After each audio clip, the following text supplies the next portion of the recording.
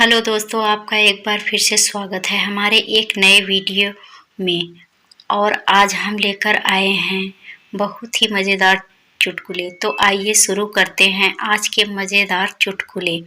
लड़कियों को, हर आदमी को भैया कहने की इतनी बुरी आदत होती है कि दर्जी भैया, धोबी भैया, सब्जी वाले भैया, फल वाला भैया, सफाई वाला भैया, रिक्शा वाला भैया, वगैरह वगैरह भैया, सब भैया। पड़ोसी की एक लड़की की सगाई हो गई तो मैंने भी पूछ लिया, शादी किसके साथ हो रही है? वो बोली, मेरे साथ में रोज मेट्रो में आया जाया करते थे, उन्हीं भैया के साथ। पति काम से घर जल्दी आ गया। पत्नी ने यह देखा तो घबराकर प्रेमी को पाउडर लगाकर कोने में मूर्ति की तरह खड़ा कर दिया। पति कमरे में आया तो उसने मूर्ति देखी और पूछा, पति यह क्या है? पत्नी मुस्कुराते हुए बोली, जी यह मूर्ति है, गुप्ता जी ने दी है। पति कुछ न बोला और कामकाज में व्यस्त हो गया। आधी रात को उठकर मूर्ति के आगे सैंडविच रखकर बोला, पति यह खा लो गुप्ता जी, परसों मैं भी तुम्हारे घर सारी रात ऐसे ही खड़ा रहा, पर किसी कंजूस ने पानी तक नहीं पूछा। एक कलेक्टर, एक एसपी, एक नेता और एक अध्यापक बात कर रहे थे। कलेक्टर, हम तो मालिक हैं, जिससे चाहें जो मर्जी करवा लें। एसपी, हम जिसे चाहें अंदर कर दें, हमारा भी बड़ा रौब है। नेता, चाहे जो भी करें, कोई माई का लाल बोल नहीं सकता।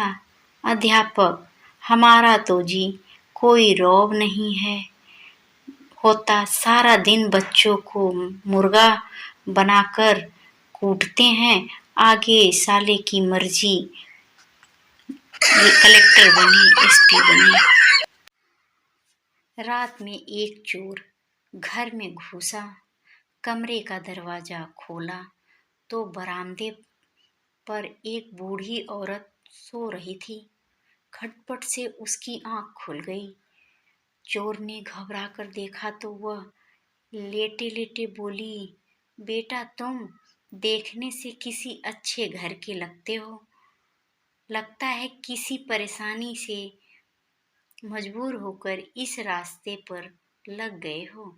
चलो कोई बात नहीं, अलमारी के तीसरे बक्से में एक तिजोरी है, इसमें का सारा माल तुम चुपचाप ले जाना, मगर पहले मेरे पास आकर बैठो।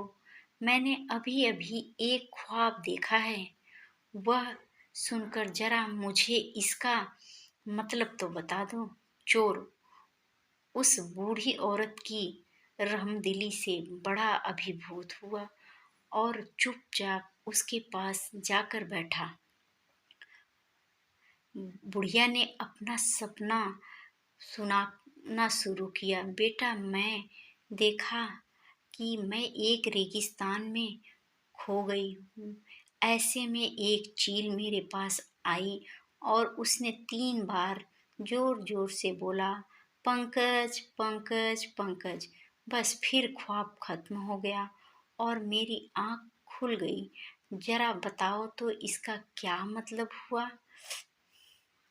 चोर सोच में पड़ गया। इतने में बराबर वाले कमरे से बुढ़िया का नौजवान बेटा पंकज अपना नाम जोर जोर से सुनकर उठ गया और अंदर आकर चोर की जमकर धुनाई की कर दी। बुढ़िया बोली, बस करो बस, अब यह अपने किए की सजा भुगत चुका है। चोर बोला, नहीं नहीं, मुझे और कूटो साल, ताकि मुझे आगे याद रहे कि मैं चोर हूँ।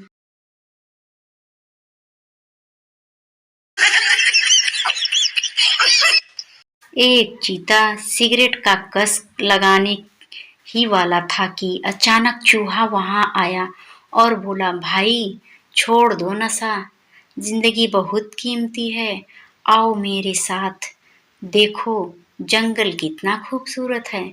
चीता चूहे के साथ चल दिया। आगे हाथी बियर ले रहा था।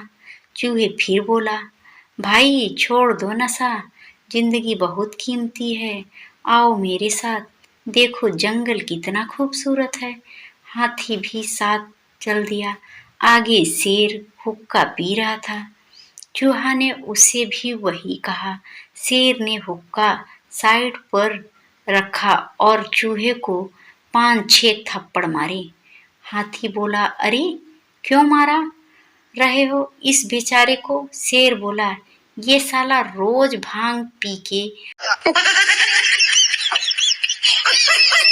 एक आदमी बोट से कहीं जा रहा था। अचानक से जोर से हवा चली और उसकी बोट पलट गई।